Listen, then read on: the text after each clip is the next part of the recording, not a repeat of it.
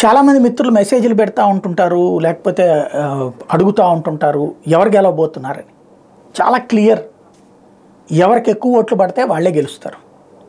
ఆ మాట అనగానే కోపం వస్తుంది. లేకపోతే వీళ్ళు గెలుస్తారు వాళ్ళు గెలుస్తారని చెప్పడానికి మనం ఏమైనా జ్యోతిష్కులమా? కాకపోతే అవకాశాలు అన్నటువంటి దాని మీద ఎవరి లెక్క వాళ్ళదే.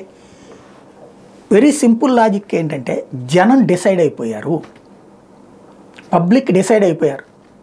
ఇందులో పేదల ఆలోచన ఒక రకంగా ఉంది, మధ్యతరగతి ఆలోచన మరొక రకంగా ఉంది, ఎగువ మధ్యతరగతి ఆలోచన మరొక రకంగా ఉంది.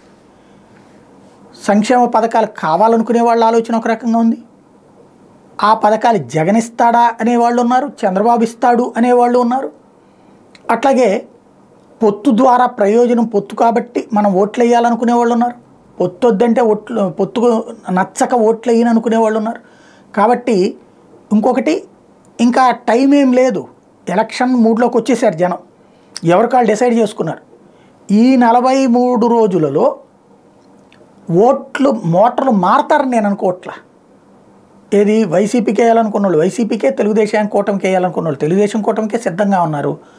ఇది కాకుండా అటోళ్ళని ఇటు ఇటోళ్ళని అటుకి మార్చగలిగినంతటి మంత్రదండం ఎవరి చేతిలో ఉంటే వాళ్ళదే విజయం.